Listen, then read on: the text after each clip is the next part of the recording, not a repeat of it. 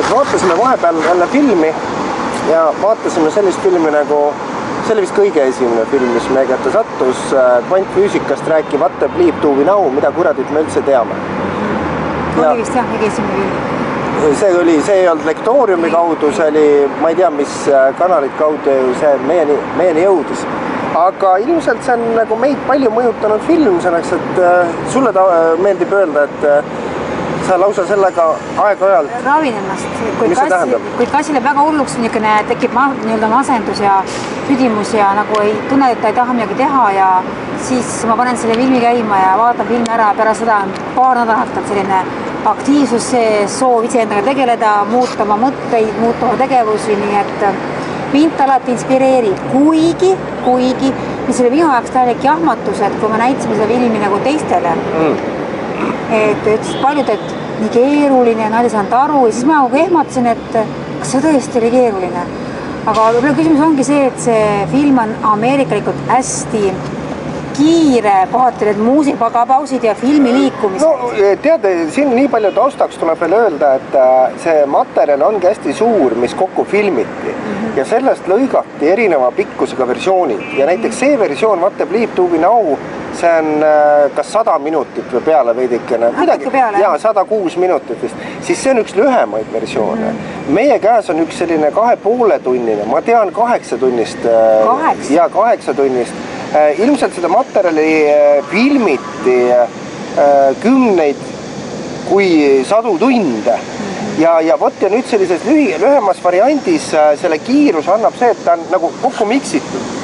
Ta on väikestest juppidest hästi nii intensiivselt kokku pakitud ja siis ta jätab nagu esimesel vaatamisel võib-olla ei püüa kõiki kinni. Aga ma arvan, et see, kui sa esimest korda filmi ära vaatad, siis sa püüad just selle kinni, mida sa hetkel vajad. Sest et kui mina seda filmi täiesti ettevalmistuseta, ma ei tea, kas aastal 2008 vaatasin, siis ma sain kohe just selle sõnumi, mida mul hetkel vaja oli. Ehk esimene õpetus kohe, et ükskõik millist filmi sa vaatad, kerge, raske, see on selline suhteline, see kerge, raske, siis ära püüa, ära oota üle. Ja ära püüa kõike mõista. Ja ära püüa kohe kõike mõista, kohe kõike näha, kohe kõike tabada, vaid viidates sünkroonsusele, samaaegsus, et iga kord saad sa just seda, mida sa sel hetkel pead saama. Et seda filmi läbib niisugune teema, ka eluline teema, aga see on ka sees hästi palju niisugust teadusega juttu ja minust väga lihtsalt ära seletust, kuna minu oli koolis füüsika suhteliselt nõrk. Sa puudusid füüsikatunnist, nagu ma abikaasa ütleb. Siis esmapilgul tundub, et see on, aga kui sa vaatad seda teist korda, siis tundub, kui hästi, kui kergelt on ära seletud see keeruline füüsika maailm, kvantfüüsika või üldse meie enda meie närvide ülesehitus ja kuidas miski see reageerib millegile, mingisugusele impulsile, et mul on pärast hiljem ootan just seda teoreetilist poolt, sest see on nii huvitav, ma saan sellest aru, mul tekivad seosed ja ma mõistan ka asju nüüd paremini, miks need just nii toimivad minu kehas, aga minu tuttavatega, et minust on selleks väga hea seletus ära, et meie enda nendele sisemistele keemilistele protsessidele, kust tuleb see viha, kust tuleb see rõõm, miks on vaja aegalt istuda, omaette olla, kuidas tuleb ikka aegalt mõtteid puhastada, et mitte kogu mõelda ja nii edasi, ta annab minust väga seletab ära, miks me midagi just vaja on ja see kõik on normaalne. Ehk võib öelda niimoodi, et ta on selline väga hea illustratsioon rasketele asjadele. Jah, täpselt. Samas lihtne illustratsioon ja tõesti ma rõhutan, et seda tasub vaadata mitu korda.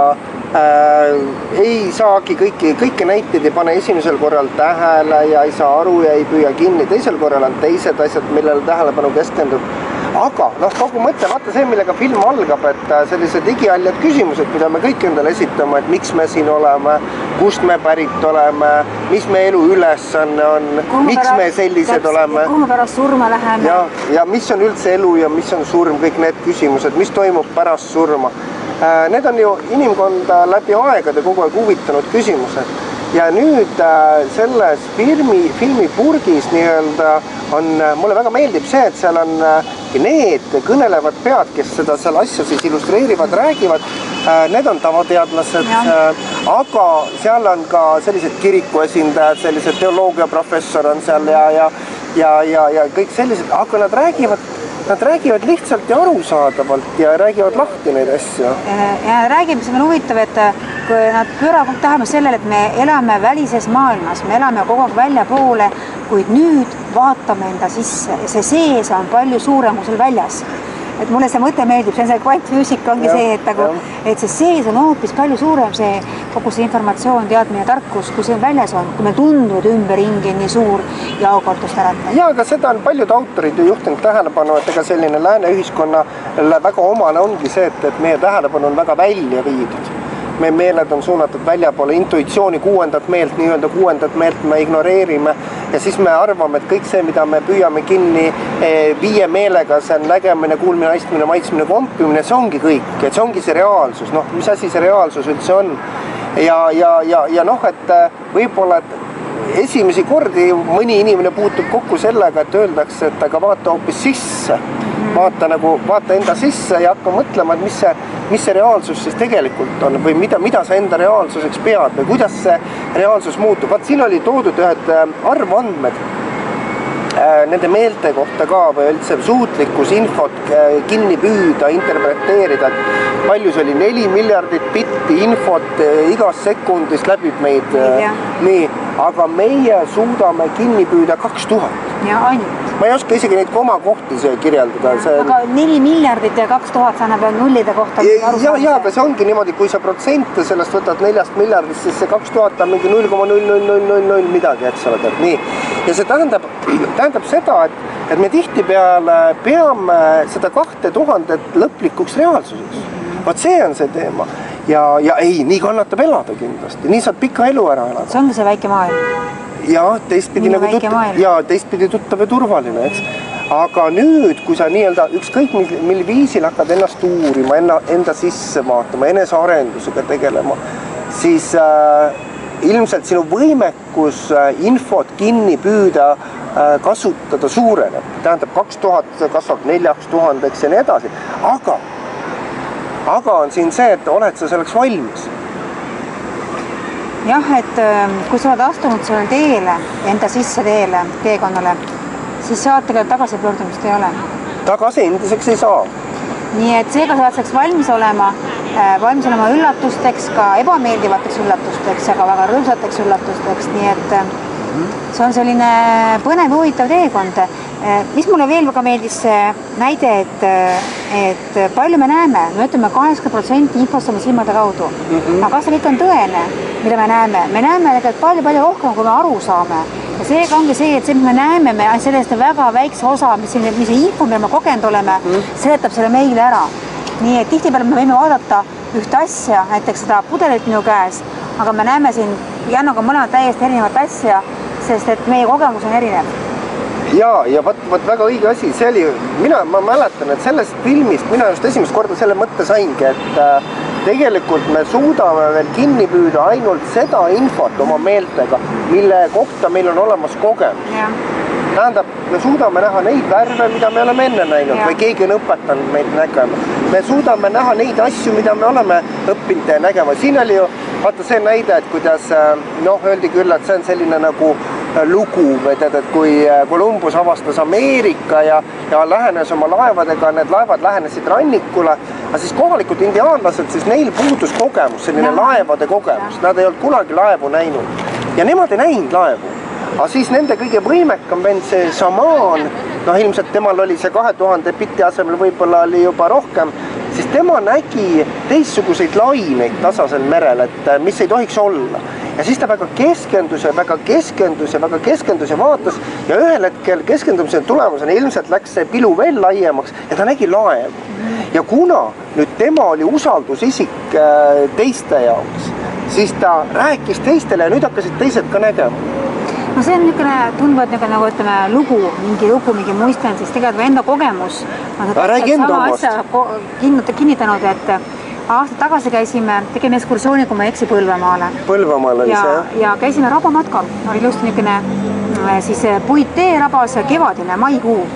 Ja siis oli meie koos toredad Lõuna-Eesti naised, muidu räägivad, küll on palju jõhvikad ja küll on palju... No kuskil peab olema seal vee sees seal. Umbes niimoodi, et see on seal peabki vees, aga siin muidu räägivad, et kus seal ikka on palju ja seal on palju ja ma tean, missugune jõhvikas on, ma olen näinud sügisel metsas jõhvikad, ma isegi olen korjanud neid. ja mina vaatan ja ma ei näe. See on olnud mitte kunagi varem jäänud Jõhvikaid kevadel, kui on üle talve üle elanud, mul puutus see kogemus. No see oli juba suvi päris, aga eelmise aasta marjad. Pärast ma aru natuke muutunud, värv oli muutnud ja vett hästi täis ja nii edasi on ju. Ja siis ma olin tükk aega oli pinges, ma ei julgenud seda öelda ka, et ma nii rumal olen. Aga sa ei näe? Jah, et näida, et ma nii rumal olen. Lõpuks ma ütlesin, et lähemale naise, et Karin, näita mulle palun, kus on siin mõni Jõhvikas. Ütleb, vaata enda ette. Mina vaatan, mõtlen, ma ei näe. Siis me 2 naist läksime Käpuli selle liikuva laudtee peale. Kui ta pani näpu ühe selle Jõhvika. Sinu näpu? Ta pani enda näpu ühe Jõhvika vastu. Kui ma siis seda Jõhvikat nägin, oli äkki terve maa kaetud Jõhvikatele. No näed, sa said kogemuse kuna rikkamaks ja tähendab sinu skaala nüüd laienes. Ja mäletad, me kursustel oli seda filmi vaadates oli selline lugu, et üks naisterahvas, meie kursuslane, ütles, et nende firma omanik abiellus ja tõi naise, kes oli sündinud ja elanud Lõuna-Aafrika Vabariigis, valge naine, aga seal läks olla sündinud ja üles kasvanud. Ja nüüd ta abiellus selle naisega, tõi ta Tallinnasse elama. Ja siis neil oli selline kogemus ühel hommikul, esimene lumi talvel, hommikul see naine, kellel lume nägemise kogemus puudub või lume all asjade nägemise kogemus puudub, teeb kardinad lahti, aknast tõmbab kardinad ära ja öösel oli lumi maha tulnud ja naisterahvas röögatas, et arvas, et ta on hulluks läinud pöördumatuks selleks, et temal puudus lumekogemus ja lume all asjade nägemise kogemus ja ma võin ainult ette kujutada, mis tunne tal oli, et kõik oli järsku, kõik oli teistmoodi, kõik oli järsku tühi. Kujutage ette, et pilt korjatakse ära. Aga kui sa ise mõtled ka, et kui sa vaatad suvel aknast välja, kui mitmekesine, mitme vormiga on see pind ja sama pind talvel on palju, ütleme niisugune, need puuduvad vormid tihti, aga me oleme harjunud, näeme selle vormitu energia taga teistsuguseid nagu värve ja ka varje ja näeme ära need vormid. Seega tõsi lugu, et meie oleme õppinud selle nägema teistmoodi, aga tema pole näinud. Kindlasti oli lund näinud varem, aga sellisel kujul. Kas ta üldse oli näinud või teine asi, vähemalt ta ei osanud näha asju lume all? Ma arvan pigem see, et ei osanud asju näha. Kujutad ette, kui autod ja puud ja kõik oli lume all, kõik näiteks nagu meil siin on, ütleme, see serv, kus peal me istume ja kõik on lume all. Ja ta ei näe, talle tundub, et on tühi pilt, et nagu välja lõigatud. Ja vaata, kogu selle jutu mõte on sellest filmist nagu hästi tuli välja, et kõigepealt jah, meil on nii-öelda 5 meelt, väljapoole suunatud 5 meelt, mida me ekslikult peame oma reaalsuseks, lõplikuks reaalsuseks. Ja tegelikult need on 5 sellist ahtakest pilu, eks, mille kaudu me suhtestume välisega. Ja see tähendab seda, et kui sa nüüd hakkad endaga tegelema, siis esimene samm või teadmine on see, et need pilud on laiendatavad. Tähendab, meelte tundlikkust on võimalik suurendada. Ja läbi siis uute kogemuste. Ehk esimene selline muutumise eeldus on ka see, et ma olen valmis ka uuteks kogemusteks. Jah, ma olen vaatama, mis on selle järgmise ukse taga. See järgmine nuka taga ja mis saab siis, kui ma teen natuke asju teistmoodi, kui ma olen iga päev teinud. Aga mis saab siis, kui sa teed asju teistmoodi, kui sa oled iga päev teinud? Minule meeldis üks lause meeldis seal, et mida ütles teoloogia professor. Üldse minust väga hästi rääkis teoloogia professor just sellest jumalast ja kogu selle mõistmisest, et ei ole olemas head ega halba asju ega tegevusi ega olukordi. On olukorrad ja tegevuste asjad, mis arendavad mind ja mis ei arenda mind. Jah, et alati, et see hea halb on nagu inimeste poolt välja mõeldud. Jah, aga mõtle alati nagu kontekstis, mis ma sellest saan, kas ma läbi selle uue mingi kogemuse otsingu või tegevuse, kas ma arenen inimesena või isiksusena või arenen. Selleks, et alati võib just öelda, et hakkame narkootikume tarbima, saame ka uue kogemuse ja jäädki sõltlaseks. Toome näite enda puhulgi, kui ma väike laps olin ja panin keele vastu, talve panin keele vastu seda metallist toru ja ma sain sealt mitte halva kogemuse, vaid see kogemuse, mis ütles mulle, et ma ei arene edasi. Rohkem ma pole enam keelt talviti vastu metalltoru pannud. Ei olnud vaja rohkem endale tõesti. Aga väga õige, mina mõtlen seda, et veel palju hilisem kogemus, me oleme kogu perega sütel käinud. Ja selline täispäevane üritus ja käisime ära. Me saime kogemuse, et me saime hakkama aga rohkem pole jälle vaja tõestada tähendab, endale ma sain tunda, mis tunte see annab, missugustes energias ma liikusin, mis see mulle andis, ma arvan, osa asju ei ole vaja elus kogeda 1000 kordi. Ma saan aru, et võib-olla kui ma iga kord tunnen, ma arenen, ja kasvan sellega natukene ja arenen, see annab mulle. Ma tundsin, ma olen seda kogenuse tunnet ka varem, aga teistes oludes. Ma olen võimalik seda tunnet kogeda jälle erinevate asjade. Kasutan seda, mille läbi ma arenen rohkem või mis tundub mulle ka, et me meeldivam. Ehk sõnum on see, et igaüks peaks nagu ära tundma ka, et milline on see teda arendav kogemus. Jah, me käime, katsetame, ma olen langevarjuga hüppanud, aga kirge ei tekkinud, et ma peaks nüüd kogu aeg hüppama ja võt sütel oleme käinud ja ma olen Samaani rännakul mitu korda käinud ja me katsume erinevaid kogemusi, aga nüüd ilmselt tuleb tähele panna, et milline oleks see kogemus, millest kujundada oma püsiharjumus, mis viib sind su arenguteele. Näiteks ma võin praegu öelda, et praegu siin Hiinas olles iga päev ma uurin ühte asja Feng Shui'd, mis on mulle väga huvi pakub, ma teen seda kohe süstemaatiliselt, ma teen seda läbi praktika ja veel tundub ka, et istun ühe koha peal arutadaga, aga ma tunnen, ma arenen seeläbi väga palju. No mina ütleks, et näiteks minu jaoks on täiesti kogemus see, et me filme kogu aeg vaatame, ka sammu filmi uuesti selleks, et selles filmis väga ilusti skemaatilistelt kirjeldati ära, et kui ma kogen midagi, toimub mingi reaktsioon, siis tekitatakse sellised närviühendus. Ajus tekitatakse, nii, närviühendus. Nii, kui see on ühekordne kogemus, see võib uuesti lahti. Aga kui ma seda kordan, tekitades seda taas ja taas ja taas, siis ühel hetkel jääb see nagu püsiühenduseks. Ja see tähendab seda, et siis on see saanud minu püsiolekuks. Ja seda saab luua siis korduvpraktikatega. Sa oled katsetanud erinevaid asju, aga oled leidnud mingi sellise asja, mida nüüd regulaarselt tegema hakkab. Eks, mida sa teed taas ja taas, iga päev kinnitades neid närviühendusi, kuni neist saavad sellised püsivad liiklusteed ja see muudab juba sind tervikuna, eks ole. Ja sinu võimekust kogeda, infot kinni püüda, infot aru saada, interpreteerida, kõik see pool. Ja samas see kogemus tekib nii hea kui halva asjaga.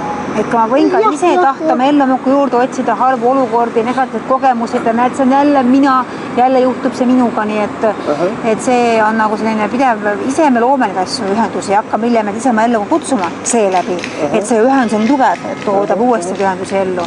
Aga toodi ka välja, et need ühendused on ju teatud muude asjade puhul ka, vaat see on see, et harjumus, öeldi seal, mulle meeldis see definitsioon, et mis on harjumus, see on asi, millest ma ei suuda loobuda, eks ole. See on harjumus, aga harjumus ei ole mitte ainult alkohol, ma mõtlen sõltuvustena, eks ole, või narkootikumid või suitsetamine või magus, aga ka need on kõik, eks ole, harjumused, aga see oli ka seal hästi näidati seda, et see on ka sõltuvus teatud liiki emotsiooni. Emotsioonidest, jah. Et ma satun taas ja taas sarnastesse situatsioonidesse, mis tekitab iga kord mul samasuguse emotsionaalse reaktsiooni. Nii, ja kui on head emotsioonid, on väga hea, kui ma olen sinna rõõmsam enne, aga tihti ei ole need ainult head. Ja siis toodi välja see, et aga kujutad ette, et ma olen terve elu loonud endale mingeid selliseid ühendusi, eks ole, mis lõhuvad mind tegelikult. Ja on tekkinud juba püsiliiklusteed, viha, raev, ma ei tea, süütunne, mis iganes. Ja see tähendab seda, et siis öeldi, et aga selle läbi me hakkamegi vananema ja rakud hakkavad vananema ja mis siis oleks kasu sellisel juhul näiteks õigest toitumisest või ma ei tea, siis hiljem alustatud mingitest praktikatest, kui ma näiteks terve elu olen loonud väga jõuliselt, eks ole, selliseid mingeid närviühendusi, et neid juba lahti lõhkuda, see on päris tegu juba, eks ole. Et põhimõtteliselt, kui ma söön kapsast kogu aeg vihaga, siis see kapsas mõjub mulle halvasti. Tähendab, ütleme siis niipidi, et kui sina oled selline vihane inimene, et sa oled endale hästi palju selliseid vihaühendusi loonud, eks, siis sa võid ju hakata terviseajakirja soovitusel küll tohutult kapsast sööma, aga see ei aita sind. No vaevalt, et ta sulle halvasti mõjub, aga ta ei aita ka. Ta ei aita ka. Et mina sain sellest filmist küll, pigem siis niipidi aru, eks ole nii. Mis on minust selle filmis nagu on veel tore, et on hästi palju selliseid situatsioone, olukordi, ka tundeid ja emotsioone, kõike, mis me kõikide inimeste elud on läbi käinud. Tekib selline samastumisvõime.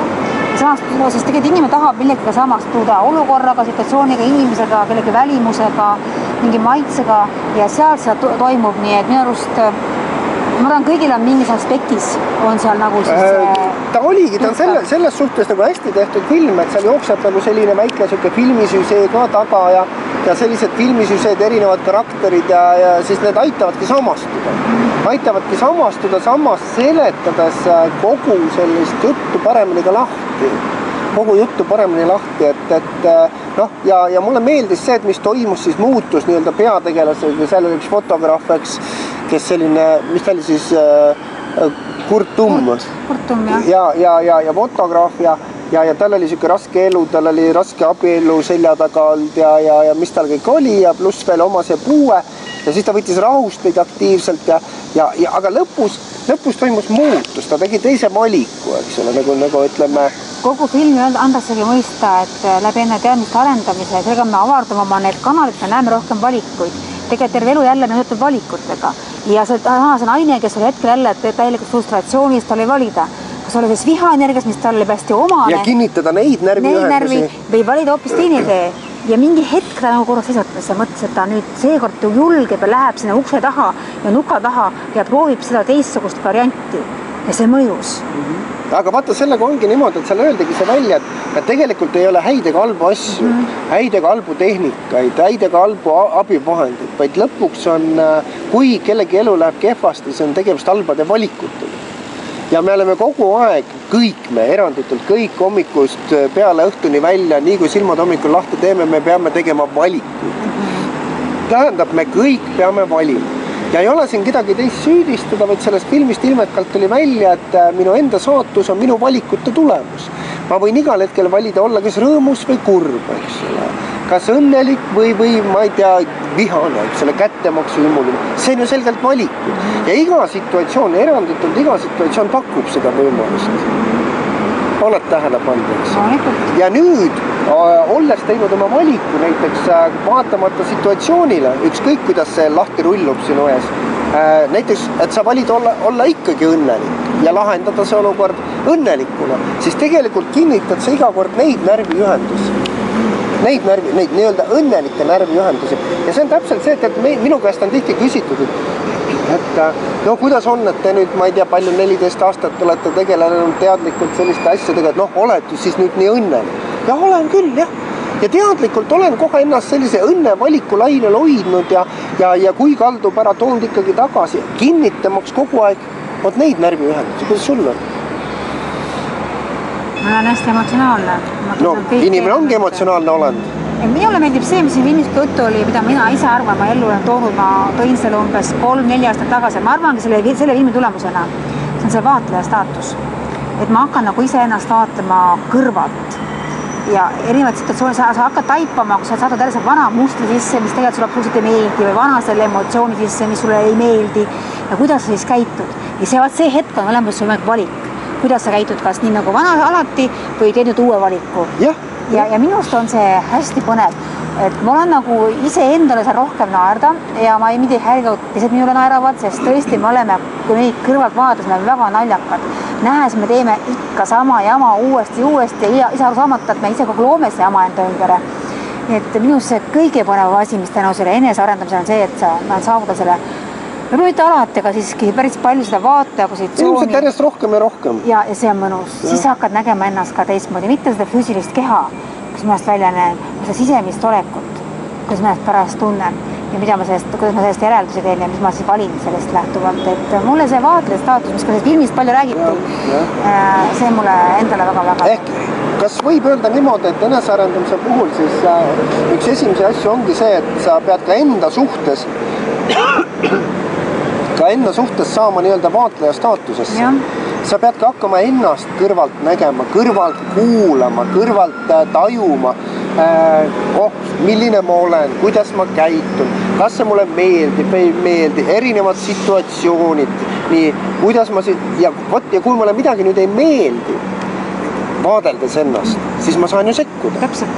Ma saan teha ju asju teistmoodi. Ma mäletan, siin aastad tagasi ma olin bussis, tekkis mingi närviline situatsioon ja ma seda ikka, et kohe reageerin kohe, et reageeriks selle peale.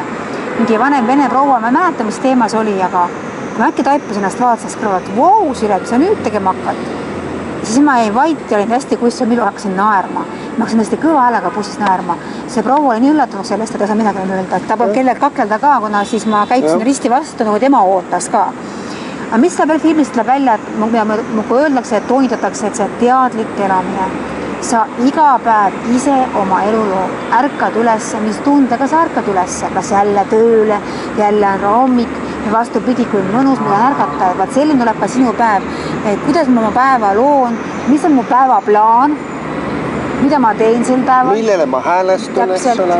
Et see oli siin ka hästi oluline. Mul tuleb meelde ka jälle üks meie enda kursuslane, mäletad, kes rääkis üks härrasmees, kes oli hakanud kohe täiesti teadlikult iga päev oma päeva looma. Iga hommik alustas päeva sellega, et planeeris lõi päeva ette. Lõi päeva ette. Ja ütles, et järjest rohkem täpselt nii hakkaski minema.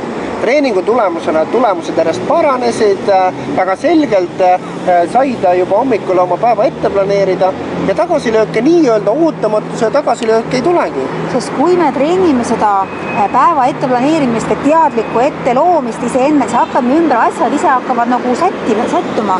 Et me ei pea mõtlema selle peale, kuidas asi läheb nii, et see ei ole võimalik või ei saa ju siis nii olla. Aga kui sina hakkad seda esimene kord äkki õnnestugi. Aga kui sa teha teadlikult iga päev, siis nad hakkavad ise, sa saad küsima, kuidas see on. Ja rumalam asja, et ärme taha liiga palju teada.